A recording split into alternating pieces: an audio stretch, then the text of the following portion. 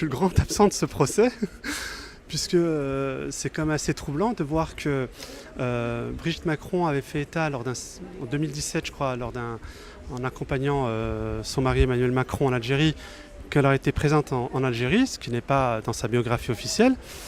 Et la seule présence effective qu'il y avait à ce moment-là, c'était Jean-Michel Trogneux. Donc, Comment t'expliques justement que tu sois pas à ce procès, que justement ils n'ont pas cherché à t'attaquer alors que tu as voilà, ce document? Comment t'expliques ça?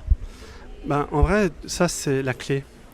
C'est-à-dire que le jour où médiatiquement, et les enquêteurs de justice s'appliqueront à essayer d'établir la vérité sur ce séjour en Algérie de Jean-Michel Trogneux, ils verront que de là a découlé un autre voyage aux États-Unis, publiquement, que je définis toujours le conjoint du président de la République comme étant un pédocriminel.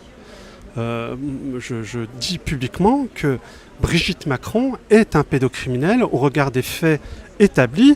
Il y a quand même un livre de référence qui n'est jamais cité, c'est l'Opération Macron d'Éric Stemmelen, qui était quand même le directeur des programmes sur France Télévisions, donc c'est quand même pas un complotiste. Et effectivement, il avait établi qu'il y avait une opération qui avait été faite pour cacher l'âge. Donc tous les médias mainstream sont quand même coupables et responsables d'avoir menti à tous les Français dès l'élection de 2007 en prétendant qu'il avait 16 ans, alors qu'en réalité il avait 14 ans, et Brigitte Macron 39 ans lors des faits. Alors c'est une infraction d'atteinte sexuelle sur mineur de moins de 15 ans, tel qu'il est prévu par la loi, d'autant plus que c'est par une personne majeure qui avait l'autorité en raison des fonctions qui lui étaient conférées, puisqu'elle était son enseignante.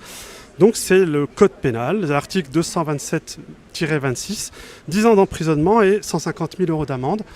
Normalement, c'est le pédocriminel Brigitte Macron qui devrait être là aujourd'hui. Il faut que tu saches quand même que j'ai été victime de 2 agressions, tentatives d'agression physique, tentative d'empoisonnement.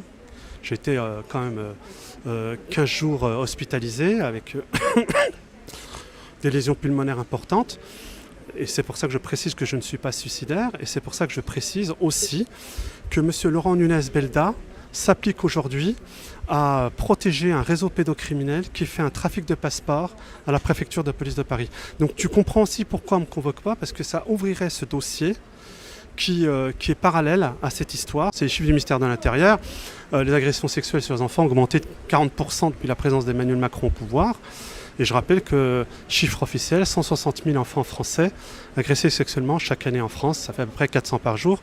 Au lieu de me convoquer à un procès pour que je puisse étayer tout ça, on a tenté de me tuer, on s'en est pris à mes enfants. Et je dis publiquement, face caméra, que j'assume l'entièreté de mes propos. Et par ailleurs, je dis à Emmanuel Macron qu'il n'est qu'un lâche, parce qu'il s'en prend à mes enfants en protégeant un trafic de passeports à la préfecture de police de Paris. C'est inédit dans l'histoire de la Ve République.